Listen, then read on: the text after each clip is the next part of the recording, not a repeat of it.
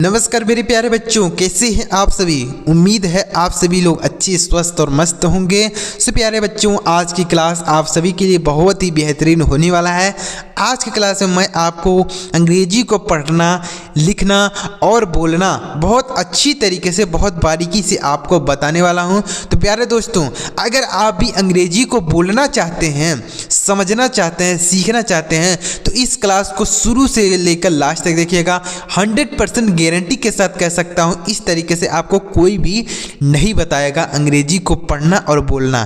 तो प्यारे दोस्तों, क्लास लास्ट तक देखिएगा और अगर आपको क्लास पसंद आए लाइक करिएगा।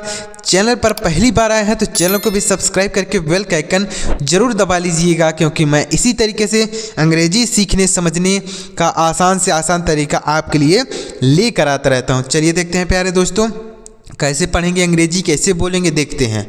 तो यहाँ पर देखिए, सबसे पहले इंग्लिश पढ़ना सीखने का बहुत ही बेहतरीन तरीका आपके लिए लेकर आए हैं। देखते हैं प्यारे बच्चों, यहाँ पर देखिए सबसे पहला जो वर्ड है वह है TEACH। इसे क्या पढ़ते हैं सर? देखिए, टी से पढ़ते हैं टॉ, EA से बड़ी ई की मात्रा, CS से चौ, तो इसे हम पढ़ते हैं टीच। और टीच का मतलब क्या होता है सर? टीच का मतलब होता है पढ़ाना। टीच मतलब पढ़ना नहीं होता है, पढ़ाना। मतलब जैसे किसी दूसरे, जैसे मैं आपको पढ़ा रहा हूँ तो मैं आपको टीच कर रहा हूँ, पढ़ा रहा हूँ, तो टीच मतलब होता है पढ़ाना। तो इसे अगर आप बोलना चाहते हैं तो कैसे बोल सकते हैं? बोल सकते हैं, मैं उसको पढ़ाता हूँ, आई टीच हिम। मैं उसको पढ़ाता हूँ, आई टीच हिम। मैं आपको पढ़ाता हूँ, आई टीच यू। मैं आपको पढ़ाता हूँ, आई टीच यू। ऐसे बोल सकते हैं। तो टीच मतलब होता है पढ़ाना। नेक्स्ट वर्ड देखते हैं, LEARN।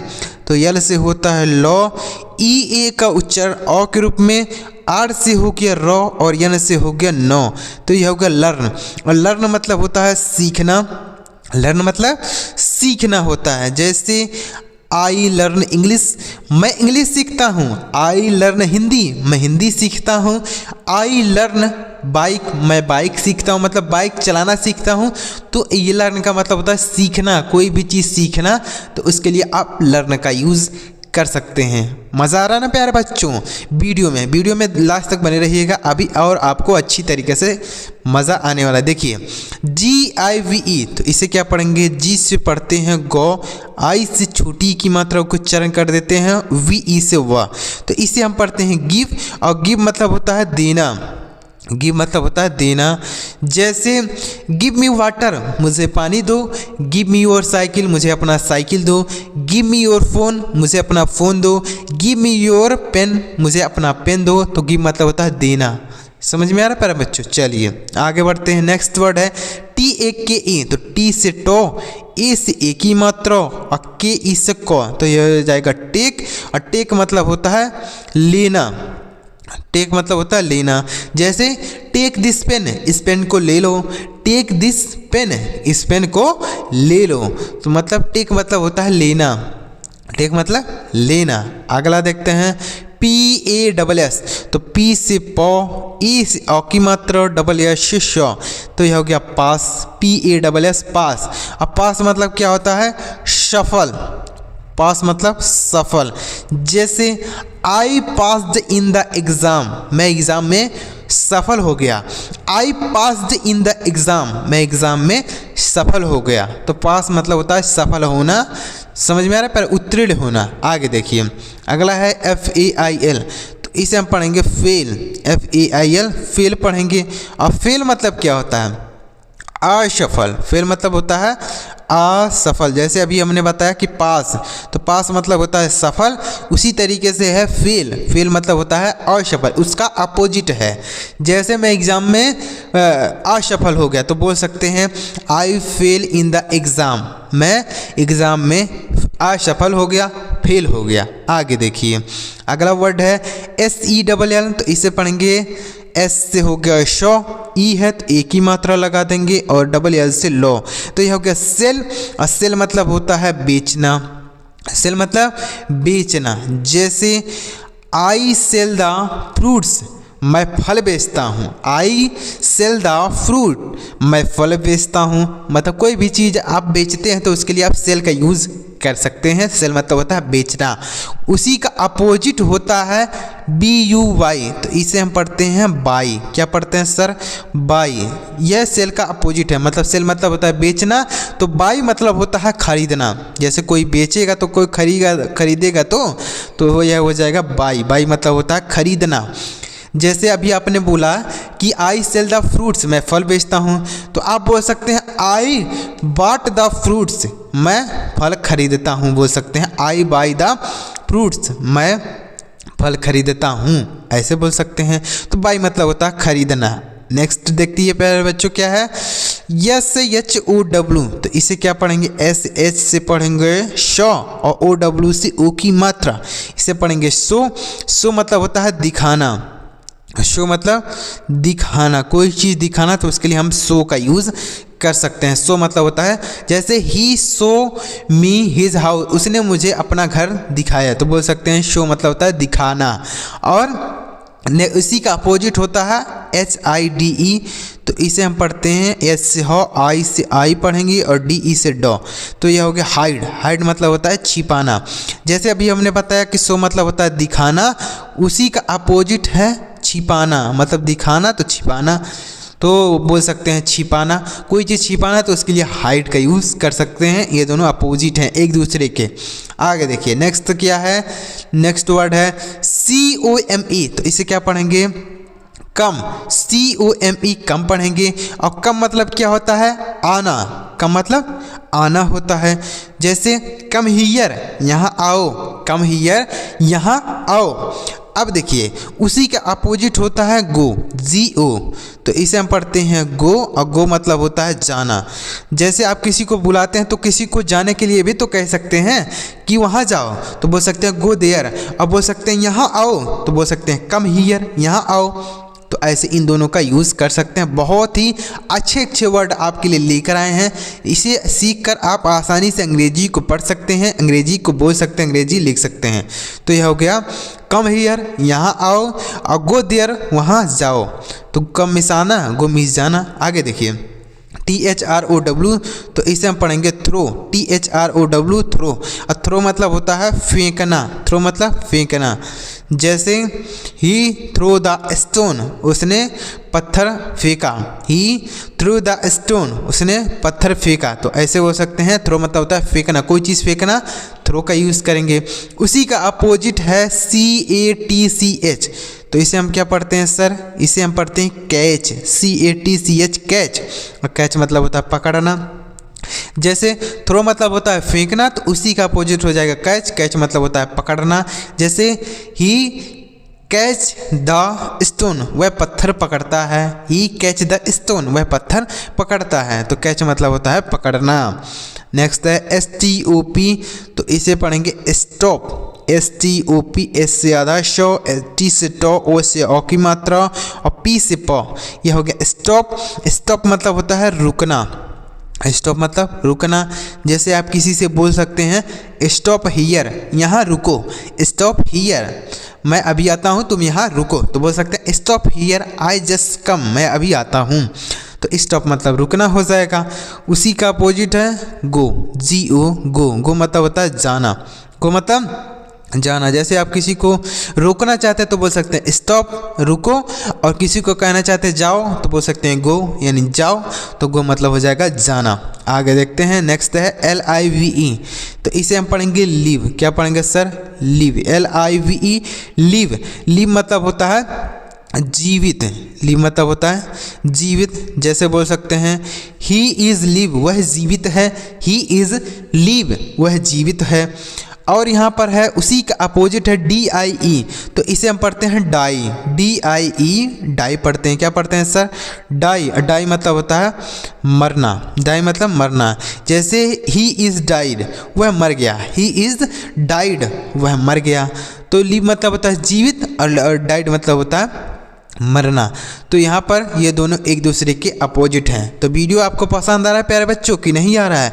कमेंट बॉक्स में ज़रूर कमेंट कीजिएगा। और अगर आपके मन में कोई भी डाउट है कि सर मुझे यह चीज़ नहीं समझ में आता है, तो आप मुझे कमेंट बॉक्स में पूछ सकते हैं। मैं आपके कमेंट का 100% रिप्लाई करने का प्रयास करूँगा, आपको जवाब अवश्य मिलेगा। तो अभी तक अगर आपने हमारे चैनल को सब्सक्राइब नहीं किया है तो सब्सक्राइब भी कर लीजिए, बेल का आइकन दबा लीजिए, क्योंकि मैं ही इसी तरीके से अंग्रेजी सीखने समझने का आसान से आसान तरीका आपके लिए लेकर आता रहता हूँ। चलिए आगे बढ़ते हैं प्यारे बच्चों, और भी कुछ शब्दों को इसी तरीके से बोलना पढ़ना सीखते हैं।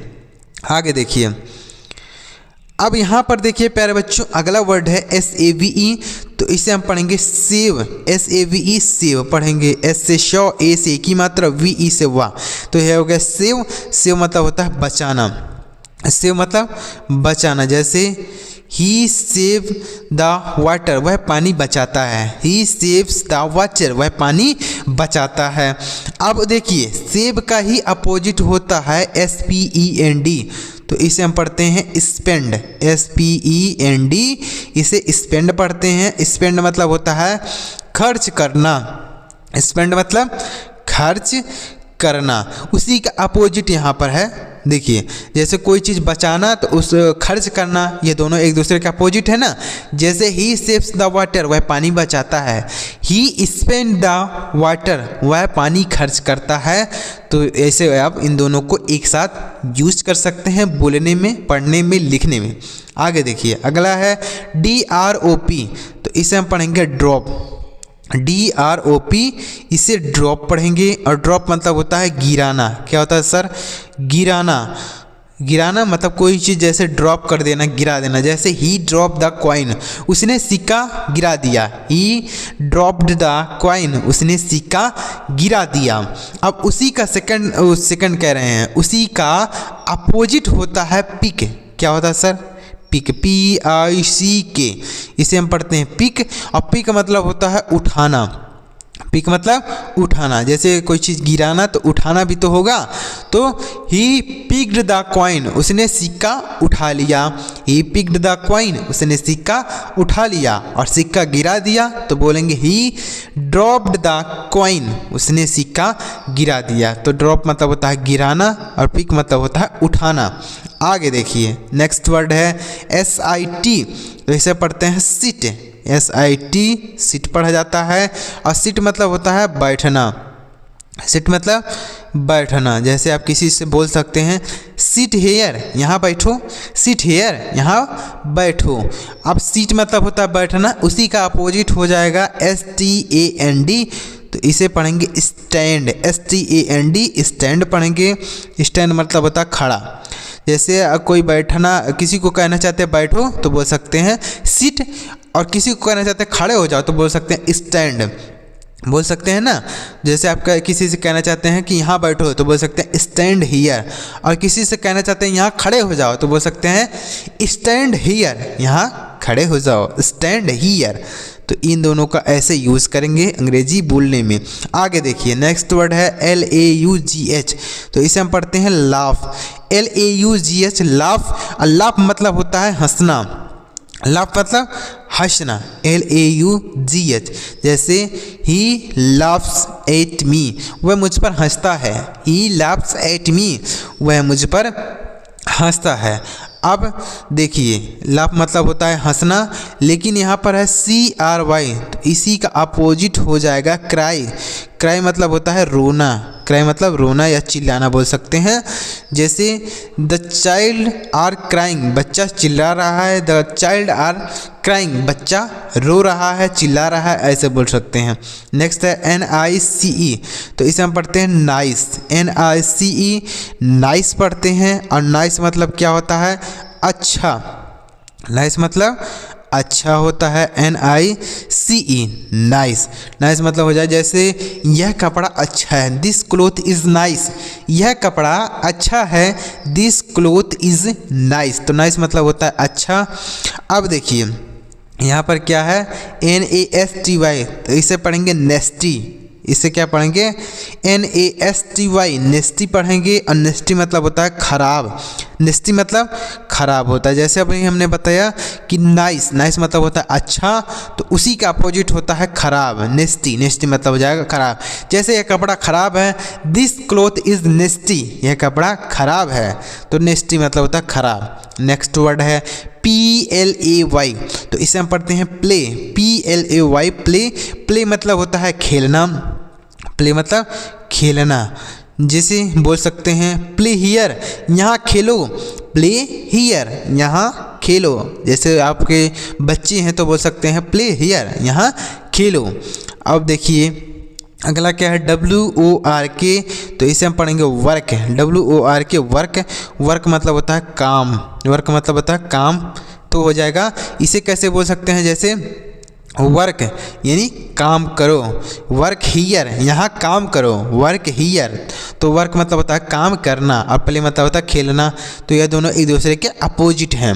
अगला देखिए SWEET, तो इसे हम पढ़ते हैं स्वीट, SWEET स्वीट पढ़ेंगे। और स्वीट मतलब क्या होता है, मीठा, स्वीट मतलब होता है मीठा। जैसे मान लीजिए एक नींबू है, वह मीठा है, तो बोल सकते हैं दिस लेमन इज़ स्वीट, यह नींबू मीठा है, दिस लेमन इज़ स्वीट, यह नींबू मीठा है।